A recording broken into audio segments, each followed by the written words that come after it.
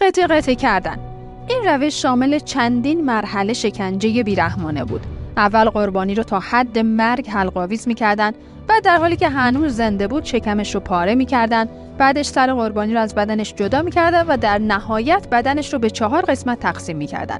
این روش در قرون وسطی و در انگلستان برای افرادی که به خیانت‌های بزرگ متهم شده بودند استفاده می‌شد و یکی از وحشیانه‌ترین و هولناک‌ترین اعدام‌ها به شمار می‌رفت. سوزوندن توی آتیش. در این روش قربانی رو به یه ستون چوبی با طناب‌های محکم می‌بستن. اطراف قربانی رو با مواد قابل اشتعال پر می‌کردن تا مطمئن بشن که شعله‌های آتیش به بدنش میرسه. این روش مجازات برای افرادی که به جادوگری یا بدعت‌گذاری متهم شده بودن استفاده می‌شد و به طور عمومی باعث ترس و وحشت مردم می‌شد. آتیش به تدریج بدن قربانی رو می‌سوزوند و درد شدیدی ایجاد می‌کرد که در نهایت منجر به مرگ قربانی می‌شد. 4 میل کردن یا به سیخ کشیدن. به سیخ کشیدن قربانیان البته نه روی یک ابزار فلزی بلکه روی چوب از جمله بدترین شکنجه‌های دنیا در رومانی باستان بود.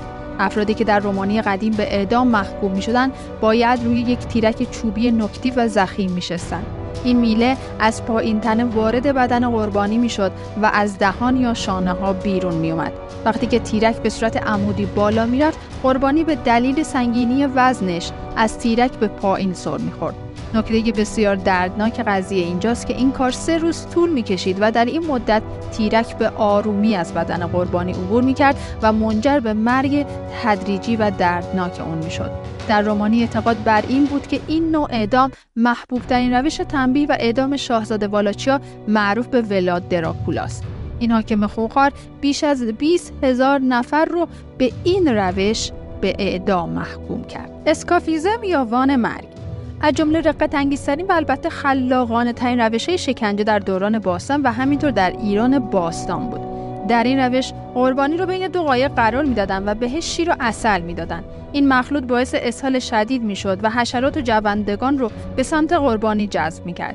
یا اینکه قربانی رو با دستای بسته درون یک وان چوبی قرار میدادن و فقط سرش رو بیرون میگذاشتن. سپس سر و صورتش رو آغشته به شیر و عسل میکردن تا داستان شکنجه و عذابش شروع بشه. طولی نمیکشید که مگس‌ها و حشرات دیگه شروع به تغذیه از بدن شیرین قربانی میکردن تا نهایتاً فرد متلاشی بشه. غذا خوراندن به فرد قربانی مهمترین کار برای جلادان به حساب می اومد. این کار باعث می شد که قربانی در مدفوع خودش غرق بشه. چند روز پس از بدتر شدن این شرایط، حشرات و کرم‌ها بدن قربانی رو می بلعیدن و او زنده زنده می پوسید. مرگ با این شکنجه یکی از رقت انگیزترین انواع مرگ‌هایی بوده که بشر تا به امروز به خودش دیده. شکنجه با موش. این روش در فرهنگ‌های مختلفی از جمله چین باستان و اروپا در قرون وسطی استفاده می‌شده. این تکنیک شکنجه احتمالاً در صدر جدول بدترین شکنجه‌های دنیا قرار داره، چون که مملو از خون، دریده شدن و بیرون ریختن دل و روده قربانیه.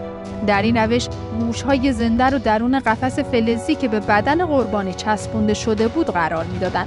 قفس معمولاً از یک طرف باز بود و به شکم یا سینه قربانی محکم بسته می‌شد. برای شروع شکنجه حرارت به طرف بیرونی قفس اعمال می‌شد و محیطی غیر قابل تحمل برای موش‌ها ایجاد می‌کرد. موش‌ها برای فرار از گرما شروع به حفر کردن در بدن قربانی می‌کردند و درد و وحشت شدیدی ایجاد می‌کردند. این فرایند ممکن بود ساعت‌ها یا حتی روزها طول بکشه. موش‌ها که بر اثر غریزه به حفر کردن ادامه می‌دادند، باعث آسیب‌های داخلی شدید و در نهایت منجر به عفونت، نارسایی اندام‌ها و مرگ می‌شدند. حالا تصور کنید چه صحنه وحشتناکی از دریده شدن شکم قربانی به وجود می‌آمد، اون هم در شرایطی که قربانی با دست و پاهای بسته شده شاهد دریده شدن. قاو برنزی. گاو برنزی که روش اعدام یونان باستان بود، شامل قرار دادن قربانی درون مجسمه بزرگ و توخالی از جنس برنز به شکل گاو بود. وقتی قربانی درون مجسمه قرار می گرفت، آتیش زیر مجسمه روشن می شد و قربانی به تدریج و زنده زنده کباب می شد. قربانی نگونبخت به آرامی و در فضای برنجی و کوره مانند داخل شکم گاو شکنجهگر کباب می شد تا در نهایت بمیره. این نوع مجازات که از بدترین شکنجه های دنیا محسوب میشه به کمک یک گاو نر برنزی انجام میشد. طراحی داخل مجسمه طوری بود که وقتی قربانی فریاد میکشید مردم تصور میکردن که گاو نر در حال نعره زدنه. نکته وحشتناک این ابزار شکنجه این بود که بوی کباب شدن گوشت قربانی از مخبزی گاو برنجی بیرون میزد و فضایی رقت‌انگیز و وحشتناک رو تداعی میکرد. برخی اسناد به دست اومده نشون میده که در انتها گوشت کباب شده فرد قربانی به خورد اعضای خانواده‌اش داده میشد. متاسفانه این مورد آخر به خودی خود یک شکنجه زجرآور برای افراد خانواده محسوب میشد.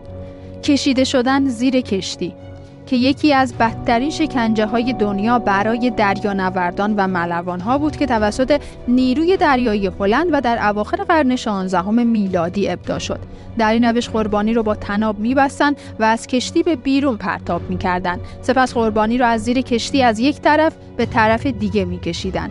در طول این کشیده شدن بدن قربانی با خارهای دریایی و اشیاء تیز که به بدنه کشتی چسبیده بودند ساییده میشد و باعث ایجاد زخم‌ها و جراحات شدید میشد.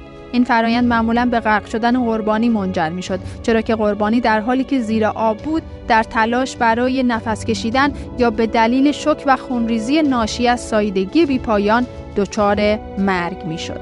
لینگچی که دیگه از بدترین شکنجه‌های دنیا به شمار میره که با عناوینی همچون برش آهسته و مرگ با هزاران برش هم شناخته میشه.